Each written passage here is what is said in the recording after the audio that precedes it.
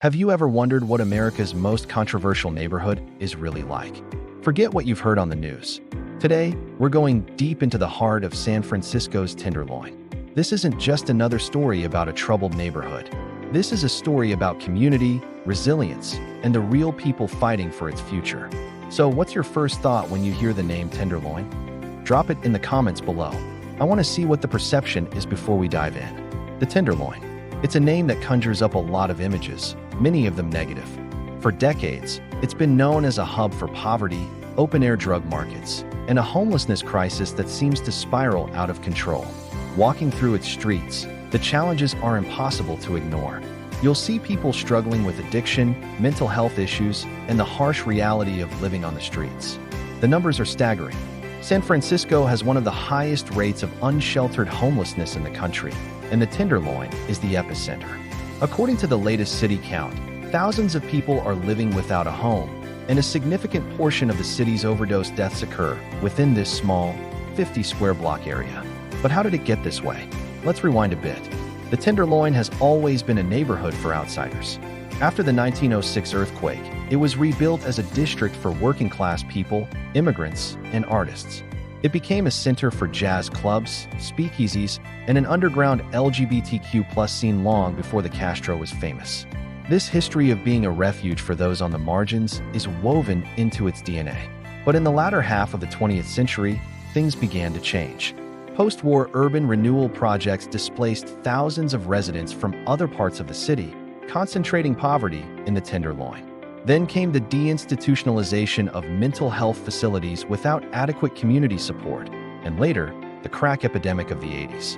Each wave left the neighborhood more vulnerable, creating the complex web of problems we see today. Now, here's where the story gets really complicated. The Tenderloin isn't just a place of despair. It's also one of the most vibrant and diverse communities in San Francisco. Did you know it has the highest concentration of children in the entire city? It's home to thousands of families, many of them recent immigrants from Southeast Asia, Latin America, and the Middle East. They've built lives here, opened businesses, and created a rich cultural tapestry. You'll find incredible Vietnamese pho, delicious Yemeni bakeries, and family-run corner stores on every block. These residents are the heart and soul of the Tenderloin, and they are fiercely protective of their home. So you have this paradox, a neighborhood that is simultaneously a hub of deep-seated social problems and a thriving, family-oriented community. And this is the core of the controversy. How do you solve the problems without destroying the community? It's a tightrope walk that city officials, nonprofits, and residents have been navigating for years. Let's talk solutions, because that's what really matters. On one side, you have the tough-on-crime approach. Proponents argue for increased police presence, crackdowns on drug dealing, and stricter enforcement of anti-camping laws. They believe this is necessary to restore public safety and make the streets usable for everyone. They point to the fear that residents, especially children and the elderly, feel every day. However, critics argue that this approach simply criminalizes poverty and addiction. Arresting people who are sick doesn't solve the root cause. It just shuffles them through the legal system, often making their situation worse, and it costs taxpayers a fortune. On the other side, you have the harm reduction and housing first model. This approach says you see and expect someone to get sober or find a job while they re-living on the street. The first and most critical step is to provide stable housing. From there, you can offer services like mental health counseling, addiction treatment, and job training. San Francisco has invested heavily in this, creating thousands of units of supportive housing. Nonprofits in the Tenderloin are on the front lines, running safe consumption sites, places where people can use drugs under medical supervision to prevent overdoses, and deploying outreach teams to connect with people on the streets. The data shows this works. Cities that have embraced housing first have seen significant reductions in homelessness and healthcare costs. But it's not a magic bullet.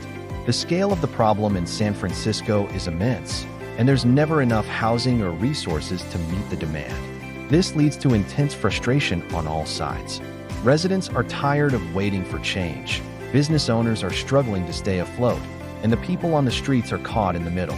So what are the real people of the Tenderloin doing? They're not just waiting to be saved, they're organizing. Groups like the Tenderloin Community Benefit District are hiring their own street cleaning crews and safety ambassadors. They're painting murals, starting community gardens, and advocating for more lighting and cleaner streets.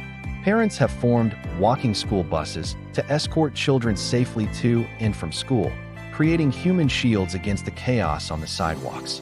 These are grassroots efforts, born out of necessity and a deep love for their neighborhood. They are building community power from the ground up. Before we go on, I have a question for you all. Imagine you have $1 million to invest in the Tenderloin. Where would you put that money? More police? More housing? Or something else entirely? Let me know your plan in the comments. I'm really curious to see the different ideas. The path forward is incredibly complex, and there are no easy answers. It's not a simple story of good versus bad. It's about competing needs and limited resources. How do you balance the rights of a housed resident to feel safe with the rights of an unhoused person to exist?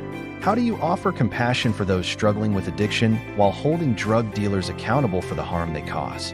These are the questions that San Francisco is wrestling with in real time, and the Tenderloin is ground zero.